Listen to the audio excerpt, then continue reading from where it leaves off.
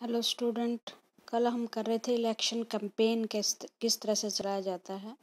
Election campaign का मतलब होता है जब पार्टियां टिकट दे देती हैं कैंडिडेट से, तो कैंडिडेट्स जनता का मत अपने फेवर में करने के लिए, अपनी पार्टी को जितवाने के लिए कैंपेन करते हैं। चुनाव अभियान बोलते हैं इसको, चुनाव अभियान। और चुनाव अभियान तो आपने अपने डोर टू डोर भी देखा होगा कि जो वो नेता हैं वो आपके घर आते हैं, वोट मांगते हैं, पर्चे छपवाते हैं, घोषणा पत्र लिखा जाता है जिसके अनुसार आने वाले समय में उसकी पार्टी उसके अनुसार काम चलाती है। बड़े स्लोगन घड़े जाते हैं। आपने एक लिस्ट बनानी है कि किस कब पार्टी ने फेमस स्लोगन दिए थे।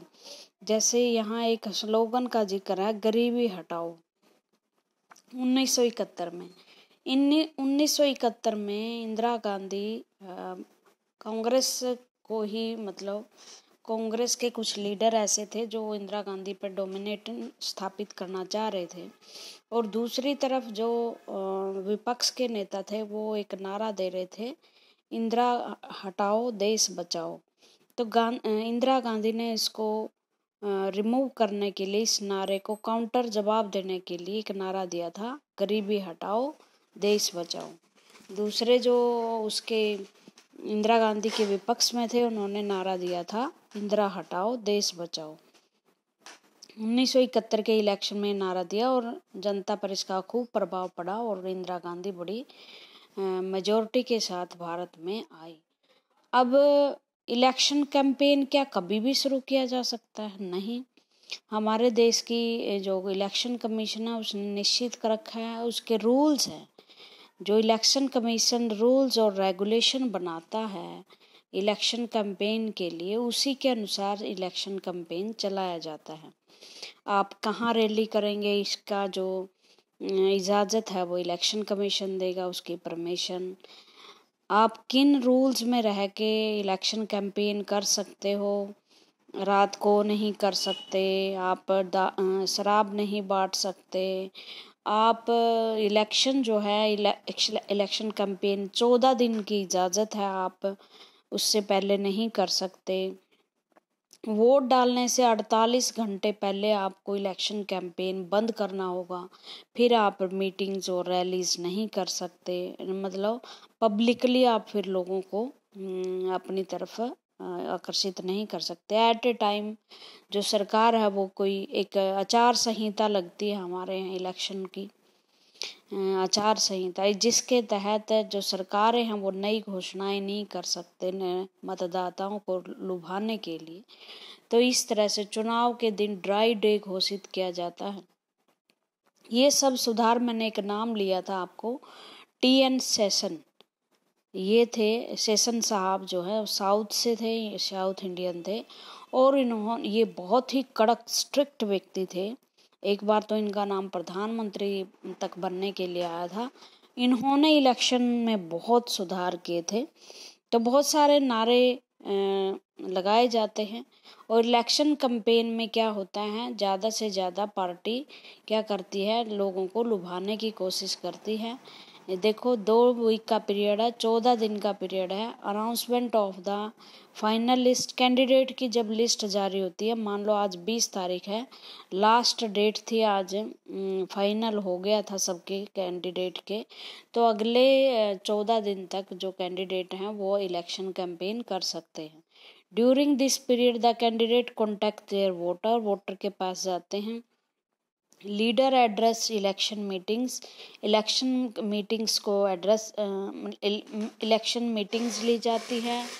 जो बहुत सारे मतदाता होते हैं उनको रुझाने के लिए रैलीज निकाली जाती हैं। न्यूज़पेपर टेलीविज़न्स का प्रयोग किया जाता है। न्यूज़ और टेलीविज़न में अगर आप देखोगे, जो आपके DD नेशनल चैनल होते हैं उनमें आपको एक टाइम दिया जाता है, एक विशेष नेता अपनी पार्टी के इलेक्शन कमीशन के जो भी एजेंडे हैं, गवर्नमेंट बनने के बाद जो सुविधाएं देने वाले हैं उनके बारे में बताता है। But election campaign is not limited to these 2 weeks only. Political parties start preparing for election months before they actually take. लेकिन ये इलेक्शन कमीशन तो हमारे देश में तो सारे साल ही चलता रहता है भाई, रैली कोई ना कोई जो पॉलिटिकल पार्टी वो करती ही रहती है। तो बहुत सारे स्लोगन मैंने बताए थे, जैसे गरीबी हटाओ नारा 1971 में, सेव डेमोक्रेसी। सेव डेमोक्रेसी का नारा कब आया?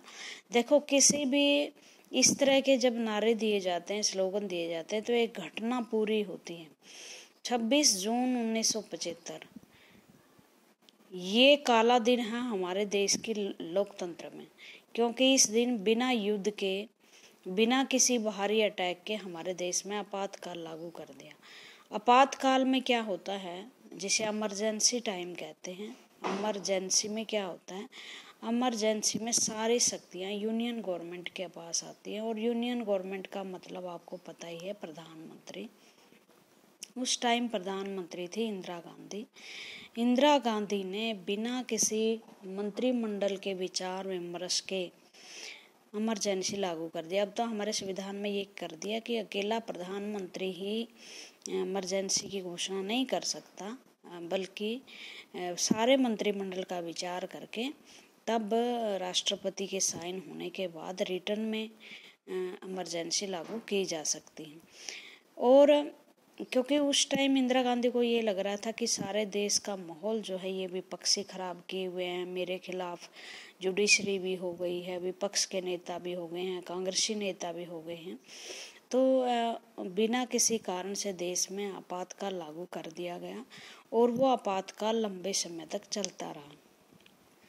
25 मार्च 1977 को ये चुनाव, मतलब ये इमरजेंसी ख़त्म हुई, और 1971 से लेकर जब 1976 में चुनाव होने थे हमारे देश में अप्रैल में, वो नहीं हुए, 1 साल एक्सटेंड कर दिए। मतलब डेमोक्रेसी का गला घोटा गया कि 5 साल में, जब आपके संविधान में लिखा हुआ है कि 5 साल के बाद चुनाव होंगे, तो 6 साल कर दिया। संविधान में ऐसे ऐसे परिवर्तन किए गए जिससे ये लगने लगा कि संविधान जो है वो सरकार के हाथों की कठपुतली हो गई है। जुडिशरी में ऐसे लोग बिठा दिए गए जो सरकार के हक में फैसला दे रहे थे। तो ऐसे में नारा दिया 1977 में जब इलेक्शन हुए, इमरजेंसी हटाई गई, तो जयप्रकाश नारायण जो लीडर थे जनता पार्टी के, वैसे तो वे गांधी जी के महान भगत थे और पार्टीलेस पॉलिटिक्स के ये हिमायती थे, कहते थे कि पार्टियां नहीं होनी चाहिए। और इन्होंने एक नारा दिया, सेव डेमोक्रेसी, आप डेमोक्रेसी को बचाइए, और उसके लिए आपने क्या करना है, इंदिरा गांधी और कांग्रेस सरकार को हराना है। और भारत की जनता अनपढ़ होते हुए भी बहुत पॉलिटिकल क्षेत्र में बहुत अवेयर है, और जब उन्होंने देखा कि भारत की डेमोक्रेसी ही खतरे में है, तो उन्होंने इंदिरा गांधी को हराया। खुद इंदिरा गांधी इलेक्शन हार गई थी 1977 में, और भारत की डेमोक्रेसी फिर से बहाल हुई, जनता पार्टी की गवर्नमेंट आई। 30 साल के बाद भारत में गैर कांग्रेसी सरकार आई और पहले प्रधानमंत्री बने मोरारजी देसाई। तो हर स्लोगन के पीछे ना कोई स्टोरी होती है। इमरजेंसी के टाइम, ये आप +2 में जाके पोल साइंस पढ़ोगे तो बहुत डिटेल में आप पढ़ोगे। तो the party promise to undo the excess committed during emergency and restore civil liberties. और जब इलेक्शन हुए 1977 में, तो जनता पार्टी के नेतृत्व में एक महान गठबंधन बना, बहुत सारी पार्टियां इंदिरा गांधी के विरुद्ध थी। उन्होंने एक अलायंस बनाया और जनता को वादा किया कि अगर हम आएंगे तो ये सिविल लिबर्टी जो आपकी सरकार ने छीन ली है उसे वापस देंगे। The left front use the slogan land to the tiller in the West Bengal assembly in held in 1977 में। बंगाल में क्या है, मार्क्सवाद ज़्यादा है, वहाँ बड़े बड़े जमींदार हुआ करते थे और गरीब किसानों के पास भूमि नहीं होती थी। तो 1977 में नारा दिया था कि ज़मीन हम देंगे जो टीलर है, मतलब जो हल जोतने वाला है। Protect of self respect of Telugus, ये नारा दिया था एनटी रामाराव, ये तेलुगु देशम पार्टी के थे आंध्र प्रदेश में, और ये तेलुगु भाषा के हिमायती थे। तो इस तरह से बहुत सारे नारे दिए जाते हैं। आप हरियाणा और अभी जो इलेक्शन हुए थे उसमें बहुत सारे स्लोगन देख सकते हो, वो यूज कर सकते हो। उसके बाद campaign to ensure the every party and the candidate gets a fair and equal chance to compete. इससे क्या होता है कि ये कोई ये नहीं कहेगा कि हमें कोई मौका नहीं मिला, सबको मौका मिला। लेकिन कई बार क्या होता है, इलेक्शन कमीशन ये इंश्योर करता है कि इलेक्शन जो कैंपेन तो हो, लेकिन कोई भी कैंडिडेट वोटर्स को ना तो ब्राइब दे, मतलब रिश्वत दे, और ना ही वोटर को धमकाए। Appeal to them in the name of the caste and religion, ना ही जाति और धर्म के आधार पर उन्हें अपील करें कि मैं आपकी जाति का हूँ और आप मुझे वोट दीजिए। Use government resources for election campaign, और ना ही जो गवर्नमेंट है, गवर्नमेंट अधिकारी हैं, वो रिसोर्सेज का प्रयोग करें जैसे रॉबर्ट मुगाबे करते थे। Spend more than 25 lakh in constituency of Lok Sabha. ये गलत तो नहीं है, लेकिन ये पुराना डाटा है। अब जो है लोकसभा के इलेक्शन के लिए एक व्यक्ति 70 लाख रुपए खर्च कर सकता है, और लोकसभा के लिए। और लेजिस्लेटिव असेंबली के लिए जो हरियाणा की विधानसभा, पंजाब की विधानसभा, उसमें 40 लाख रुपए लगा सकता है। और आपको हिसाब देना होता है इस चीज़ का। क्योंकि ज़्यादा से ज़्यादा अगर पैसे खर्चे जाएंगे तो वो भ्रष्टाचार ही होगा। इफ़ देर, और ऐसे तो खैर 70 और 40 में तो ये नहीं पूरा करते। आपको देखो सरपंच के इलेक्शन में भी 10-10 लाख रुपए खर्च हो जाते हैं। They do so, their election can be rejected by the court even after they have been declared elected. ये भी हो सकता है कि उनके इलेक्शन के बाद उनका जो इलेक्शन है वो रद्द हो जाए। क्योंकि अगर किसी व्यक्ति के द्वारा, किसी वोटर के द्वारा ये कह दिया जाए कि भाई आपका जो इलेक्शन है वो फर्जी था, या उसमें धांधली से वोट डाले गए, या आपने कैंपेन के घंटे ख़त्म होने के बाद भी कैंपेन किया, तो एक पिटीशन डाली जाती है कोर्ट में, किसी भी वोटर के द्वारा डाल दी जाती है, और उस जिसे चुनाव याचिका कहते हैं। और ये चुनाव याचिका जो है ये कोर्ट सुनवाई करता है, और अगर इस तरह की धांधली पाई जाती है तो उस का इलेक्शन रद्द हो जाता है, जो जीता हुआ वो। मतलब अगर आप कोड ऑफ कंडक्ट को तोड़ते हो, कोड ऑफ कंडक्ट जो इलेक्शन कमीशन ने नियम बनाए हैं उनको तोड़ते हो, तो आपके जो इलेक्शन है वो रद्द हो सकता है। इंदिरा गांधी का इलेक्शन रद्द हो गया था 1971 में, और इसी पे सारा जो धमाल हुआ था, फिर कोर्ट को भी कमिटेड कोर्ट बना दिया था और इमरजेंसी लागू हुई थी। तो ये हो सकता है। All the political party in our country have agreed the model of code and conduct for election campaign. Election campaign के लिए जो भी चुनाव संहिता बनाई जाती है, हमारे देश के जो लोग हैं उनको पॉलिटिकल पार्टी जो खड़ी होती है इलेक्शन में वो मानती है उसको। According to this no party candidate, कोई भी जो पॉलिटिकल पार्टी है वो यूज नहीं कर सकता, जैसे use any place of worship for the election propaganda. कोई भी व्यक्ति इलेक्शन प्रोपेगेंडा होता है प्रचार के लिए, किसी पूजा स्थल को प्रयोग नहीं कर सकता।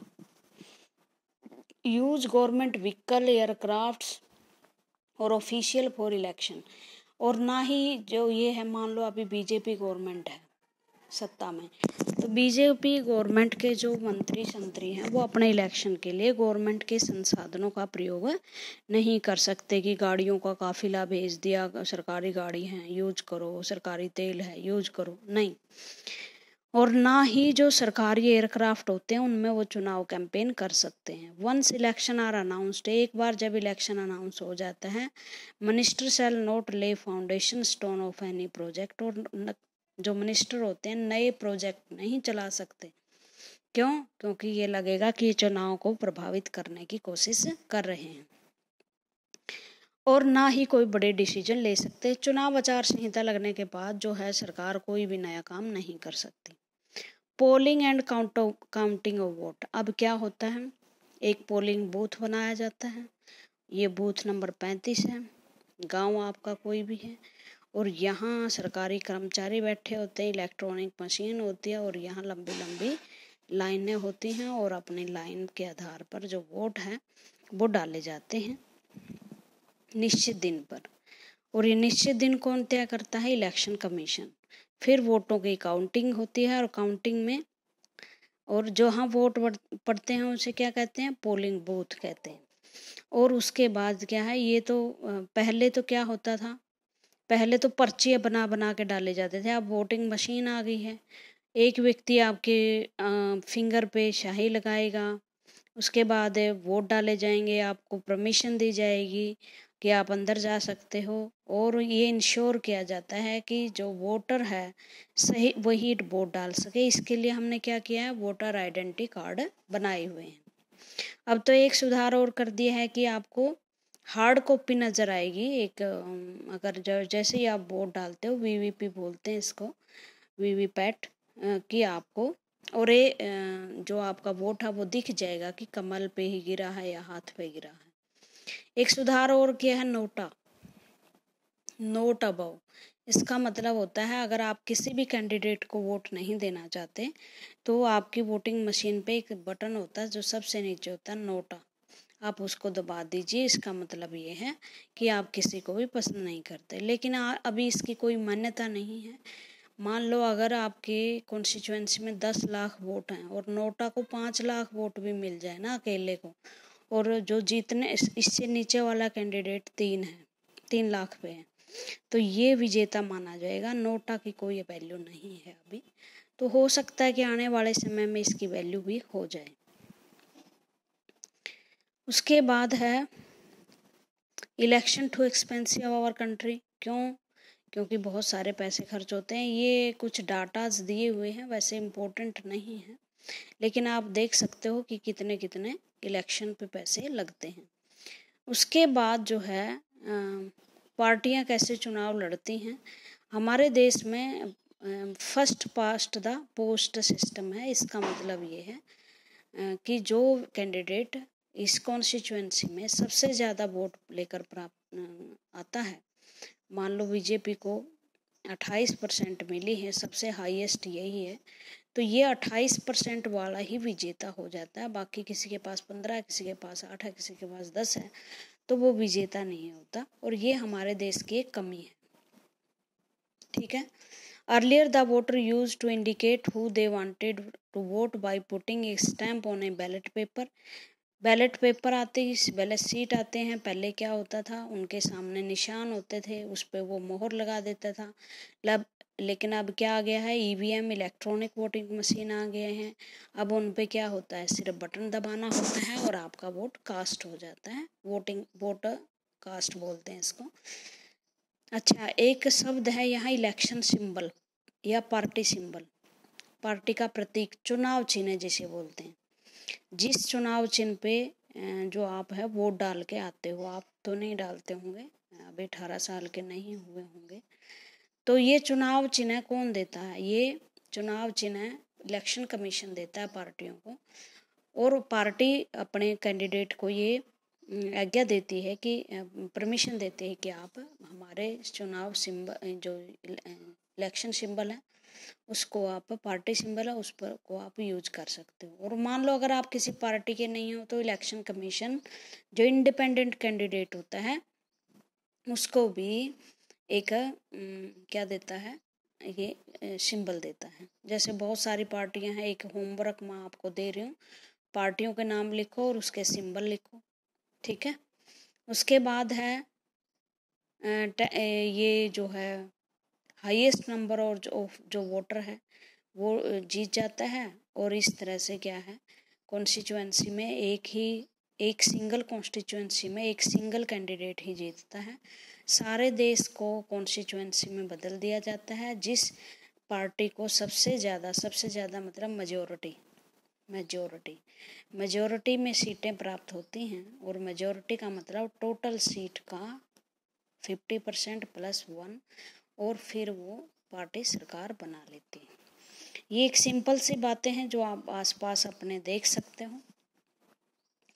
तो क्या कारण है, अगला जो पॉइंट है, व्हाट मेक्स इलेक्शन डेमोक्रेटिक। हमारे देश में क्या सिस्टम क्या है कि हमारे देश में इलेक्शन डेमोक्रेटिक है। आप किस आधार पर कह सकते हो कि एक इलेक्शन डेमोक्रेटिक है या नहीं। मतलब जैसे आपने एग्जाम्पल पढ़ा था रॉबर्ट मुगाबे का, कि वहाँ धांधलियाँ होती थी, मेल प्रैक्टिसेस होते थे, ब्राइब्स दी जाती थी, सरकारी मशीनरी का प्रयोग किया जाता। क्या हम ऐसे इलेक्शन को डेमोक्रेटिक इलेक्शन कह सकते हैं? नो, नहीं कह सकते। ज़रूरी है कि बहुत सारे प्रिकॉशन जो हैं वो अपनाए जाएं, जैसे inclusion of false name and exclusion of genuine name in the voter list. कई बार ये रिपोर्ट आती है अखबारों में कि जो पार्टियां हैं वो धांधलेबाजी करती हैं। कैसे कि इलेक्शन कमीशन से ऐसी वोटर लिस्टें बना देती हैं जिसमें झूठे व्यक्तियों का नाम होता है, जो जेन्युइन नाम होते हैं वो उन्हें हटा दिया जाता है। ये होती थी चीज़ें, अब थोड़ी कम हो गई हैं। Miss use of government facilities and official by ruling party. जो रूलिंग पार्टी है, उन जो गवर्नमेंट फैसिलिटीज़ हैं और ऑफिसर्स हैं, उनका प्रयोग अपने इलेक्शन के लिए करते हैं। Excessive use of money by rich candidate and big party and, और कई बार क्या होता है, जो पार्टियां हैं, बड़ी बड़ी पार्टियां हैं जैसे कांग्रेस है, बीजेपी, वो ज़्यादा पैसे खर्च करती हैं, और जो धनी लोग हैं वो भी ज़्यादा पैसे खर्च करते हैं। जो निर्धन व्यक्ति है, चुनाव जीतना उसके लिए मुश्किल होता है। सबसे ज़्यादा ज़रूरी तो इलेक्शन कमीशन के अनुसार 70 लाख रुपए तो उनके पास होने ही चाहिए, और 70 लाख रुपए कोई आसान छोटी रकम नहीं होती। तो इस तरह से जो गरीब व्यक्ति है उसके लिए इलेक्शन लड़ना मुश्किल हो जाता है। Intimidation of the voter and rigging on the polling, और जो कई बार वोटर को उसके साथ बुरा व्यवहार किया जाता है, उन्हें प्रेशर में लाया जाता है। Many of those report are correct, और इनमें से बहुत सारे रिपोर्ट्स जो हैं करेक्ट हैं। We feel unhappy when we read see such reports but fortunately they are not on such scale. लेकिन ये कुछ घटनाएं होती हैं, बड़े स्तर पर नहीं होते। अब तो हमारी पार्टी जो इलेक्शन कमीशन है वो बहुत कंट्रोल किए हुए हैं चीज़ों को, और अच्छे इलेक्शन हमारे यहाँ कंडक्ट हो रहे हैं। तो उसके बाद can a party win an election and come to power not because it was popular sports but through election malpractice. क्योंकि ये एक बात तो है, जब तक पॉपुलर स्पोर्ट नहीं होगा वो मेल प्रैक्टिस से जीत नहीं सकती। पीछे चुनाव हुए 2019 में, बीजेपी पे 303 सीटें लेकर आई। उन पर एक आरोप लगाया गया कि ये गलत इन्होंने ये मशीनें बदली हैं, मशीनों के परिणाम बदले हैं, चुनाव मशीनों में खराबी है। लेकिन आप मेल प्रैक्टिस से कितने सीटें जीत सकते हो? 1-2 सीट जीत सकते हो। जब तक पॉपुलर नहीं होगी पार्टी, वो इन दम पर नहीं जीत सकते भारत जैसे देश में। और इसलिए हमारे देश में हमेशा पॉपुलर पार्टी जीतती है। लोग पहले ही बता देते हैं कि किसको कितनी सीटें मिलेंगी। और हमारे देश में अच्छे इलेक्शन क्यों हैं? क्योंकि हमारे देश में जो इलेक्शन कमीशन है वो बहुत एक्टिव है। इलेक्शन कमीशन मैंने बता दिया था, ये एक कॉन्स्टिट्यूशनल संस्था है, कॉन्स्टिट्यूशनल इंस्टीट्यूशन है। कॉन्स्टिट्यूशन में इसका जिक्र है आर्टिकल 324 से 329 तक में, और ये पूरी तरह डिफाइन है कि इसके पास क्या क्या शक्तियां हैं, इसका निर्वाचन किस तरह होगा, कौन करेगा, राष्ट्रपति कैसे इसका निर्वाचन करेगा। एक बार जब कोई भी इलेक्शन कमीशन बन जाता है उसको हटाया नहीं जा सकता, इम्पीचमेंट की प्रक्रिया द्वारा उसे हटाया जा सकता है। तो और जो सैलरी वगैरह है इम्पीचमेंट की, इलेक्शन की, इलेक्शन कमिश्नर की, उनको भी जो है वो भारत के खजाने से दी जाती है, किसी सरकार पे डिपेंड नहीं होते। और इलेक्शन कमीशन इलेक्शन को लेकर के अपने अपने जो रिफॉर्म्स हैं वो लागू कर सकते हैं, नए नए कानून बना सकते हैं। और दूसरी तरफ जो कोर्ट है वो भी आजकल सपोर्ट किए हुए है, कोर्ट भी बहुत कुछ फैसिलिटीज़ देती है जिससे इलेक्शन कमीशन के लिए काम करना आसान हो गया है। One simple way of checking whether election are fair or not is to look at the who conduct the election. सबसे ज़्यादा ज़रूरी है कि इलेक्शन सही है या नहीं, ये देखना ज़रूरी है कि इलेक्शन कंडक्ट कौन करवा रहा है। Are they independent of the government, और वो गवर्नमेंट से स्वतंत्र है या नहीं। और कैन द गवर्नमेंट और द रूलिंग पार्टी इन्फ्लुएंस और प्रेशराइज देम, और क्या जो रूलिंग पार्टी है, गवर्नमेंट जिसके हाथ में है, वो प्रेशराइज कर सकते हैं उन्हें। Do they have enough power to be able to conduct free and fair election, क्या वो इस काबिल हैं कि वो फ्री एंड फेयर इलेक्शन करवा सके, क्या इनके पास इतनी पावर है कि वो फ्री एंड फेयर इलेक्शन करवा सके, अपने डिसीजन खुद ले सके। और अगर उनके पावर भी है पास है तो क्या वो उन पावर का वो खुद प्रयोग कर सकते हैं। इन प्रश्नों का उत्तर अगर यस है तो आपकी इलेक्शन कमीशन बहुत पावरफुल संस्था है, वो अच्छे इलेक्शन करवा सकते हैं। The answer to all this question is quite positive for our country, और अच्छी बात यह है कि हमारे देश में इसका उत्तर यस है, पॉजिटिव है। In our country election are conducted by independent and very powerful agency, और वो है election commission. It enjoy the same kind of independence that the judiciary enjoy, इसके पास उतनी ही स्वतंत्रता है जितनी हमारी जुडिशरी के पास। द चीफ इलेक्शन कमिश्नर जो हमारे देश में है वो राष्ट्रपति के द्वारा चुना जाता है, और राष्ट्रपति भी उन्हीं को चुनता है जो सीनियर मोस्ट अधिकारी होते हैं। ये इलेक्शन कमीशन के बारे में है। Election commissioner is appointed by the president of India, ये वेरी शॉर्ट आंसर क्वेश्चन बनेगा, इसको देख लेना। बट वंस अपॉइंटेड, एक बार जब वो अपॉइंट हो जाता है, the chief election commission is not answerable to the president और द गवर्नमेंट। जो हमारा इलेक्शन कमिश्नर है वो आंसरेबल नहीं होता, मतलब प्रेसिडेंट को उत्तर देना उसके लिए जिम्मेदारी नहीं होती।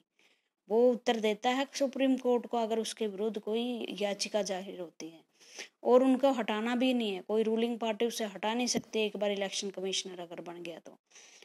even if the ruling party of the government does not like what the commission does, चाहे गवर्नमेंट जो रूलिंग पार्टी है उसे पसंद करे या ना पसंद करे, जो इलेक्शन कमीशन है वो वही करता है जो उसकी ड्यूटी होती है। It is virtually impossible for it to remove the election commission, और इलेक्शन कमीशन का काम अगर सरकार को पसंद नहीं है फिर भी उसको हटाना मुश्किल है, क्योंकि इसको सिर्फ एक ही तरीके से हटाया जा सकता है, इम्पीचमेंट। और इम्पीचमेंट का मतलब लोकसभा और राज्यसभा के बहुमत का निर्णय।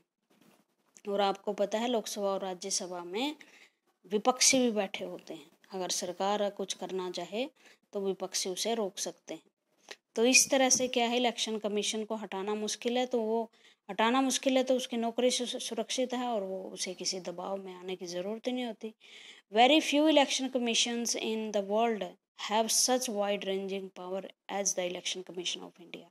जितनी हमारी इलेक्शन कमीशन के पास पावर है शायद ही किसी इलेक्शन कमीशन के पास इतनी पावर हो। और क्या क्या पावर हैं? Election commission take decision on every, मैंने आपको बताया था इलेक्शन कमीशन में हमारे यहाँ कितने सदस्य हैं। 1993 तक एक ही रहा इलेक्शन कमिश्नर, अब 1+2 है। ये चीफ इलेक्शन कमीशन है और ये इलेक्शन कमिश्नर है, और तीनों की नियुक्ति जो है राष्ट्रपति द्वारा की जाती है।